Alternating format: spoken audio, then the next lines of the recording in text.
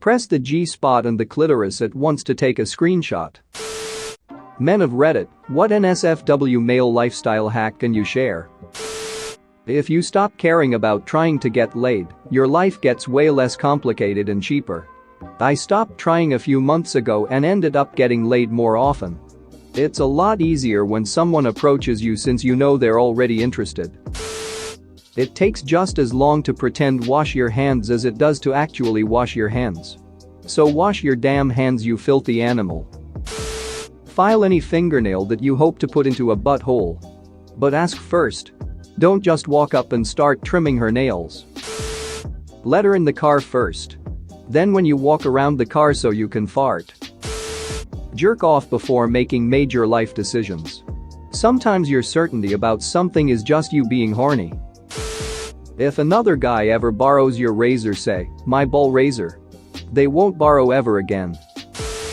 If you feel really cold but your balls are hanging normally, congratulations, you probably have a fever. If you imagine your toilet bowl as a clock face and you concentrate your pee stream at about 11 o'clock or 1:30 thereabouts, you can create a pretty sweet whirlpool effect. Double fun if you try to cancel out or turbo boost the flush swirl. Wash out a soap dispenser very well and refill it with water-based lube. Remove all the labels so you don't mix it up. During sex, it's easy to get more whenever you need it, and you should use it anytime you feel a lot of friction. Also switch to polyurethane condoms. They work just as well, but hardly anyone is allergic to them. If you have an unwanted boner at a bad time, flex your thigh muscles as hard as you can. Blood will go to your thighs instead. Not sure about the scientific explanations, but it works. Edit. You guys have a lot of tactics for dealing with boners, wish I'd have thought of those during puberty. Use the flat of your tongue when eating her out. Don't do that tongue flicking thing unless you are being playful or mixing it up. Actually put pressure on her clit with the flat of your tongue. Not too much, you'll know right away how much is good enough, as you should feel it press against her pelvic bone just slightly. You're not licking so much as scrubbing? That's the best word I can think of for it. Prod. If your tongue is getting tired, do the pouty face thing and use your bottom lip. You should always be going long enough for your tongue to get tired, don't be selfish, you pricks. If you pull apart your butt cheeks and use the right pressure, you can do silent farts 100% of the time. With practice you'll be able to do it hands-free. Put a pillow beneath a girl's lower back to angle her up slightly during sex. Have her pull her knees to her chest, or better yet do it yourself. This angle makes it easier to hit her G-spot and also lets you go as deep as possible without anything in the way. Bonus is that it straightens the rectum, so it really helps if anal is your thing. It's literally the only way my fiancé ever wants it. Same reason that squatting when you poop prevents hemorrhoids. I'm not a man, but I know for a fact that my husband, who would be mortified if he knew I was telling you, puts either baby powder or cornstarch on his balls if it's gonna be a hot day to avoid chafing. Or maybe this is knowledge men are born with, and I'm just excited because it may or may not have blown my mind. I'll be over here. If you're standing and about to climax, bend your knees. And in general, stop tensing your quads, hips and leg muscles. These are usually firing like crazy during orgasm, and if you learn to relax them, you can control it and last indefinitely. For shaving your asshole, put a DVD, CD, Blu-ray, or something similar on the floor and squat over it. You'll get a nice reflection and the hole in the CD will block out the sight of your own butthole. If your partner is into hair pulling during sex, don't just grab the ends of the hair and pull.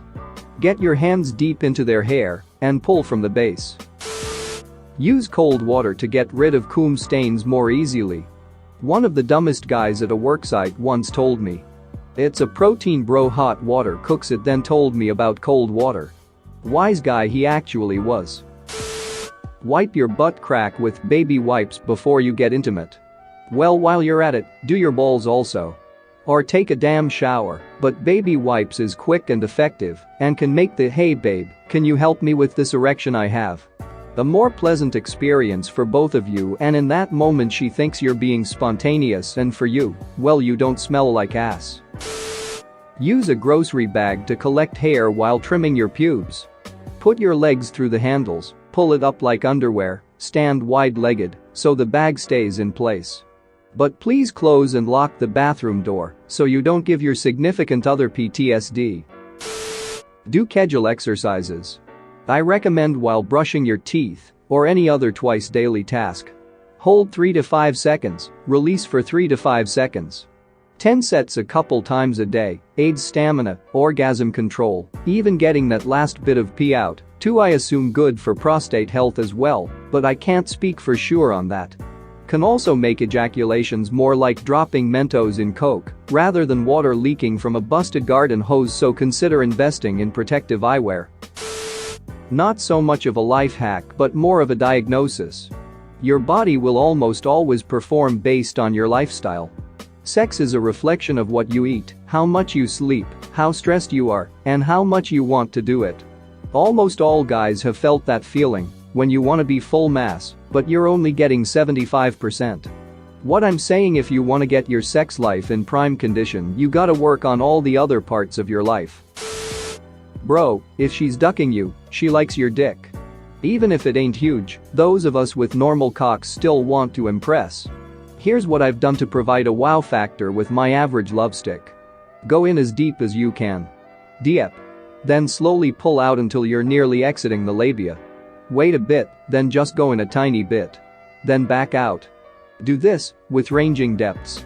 She'll want that full feeling of where your cock had been.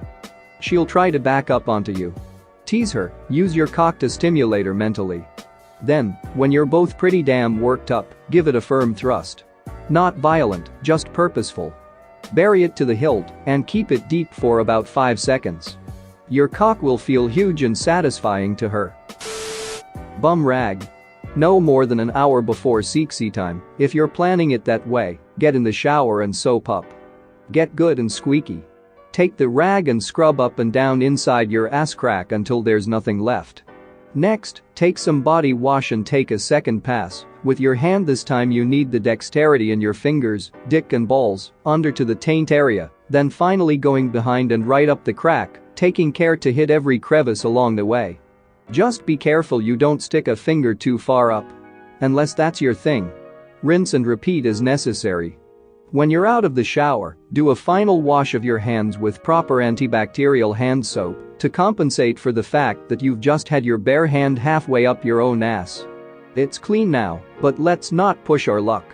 It's grossly detailed in its execution, but if you do it right, it addresses a problem that most guys don't like to think about. We stink, often in ways only your partner will notice.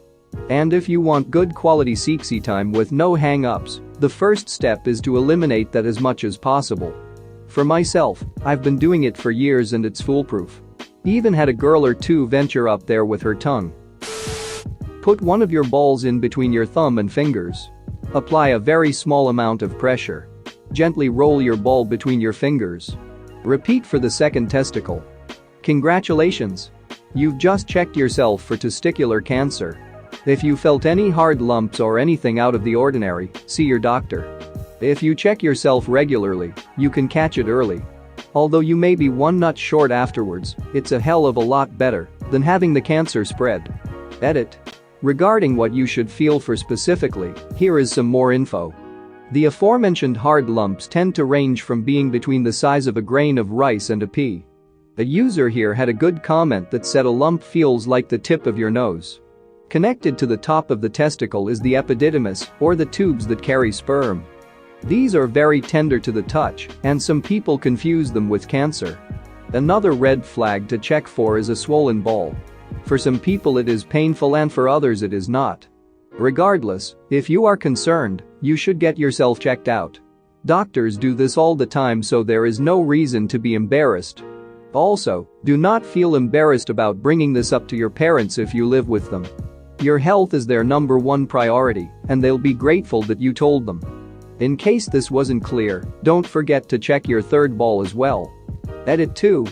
Be gentle. Please don't pinch your balls with the force of a vice grip. Don't squeeze any harder than you would if you were holding a baby bird. I know it seems obvious, but it's easy to get carried away and bite off more than you can chew. Like and subscribe for more funny, interesting, and scary r/ask Reddit videos.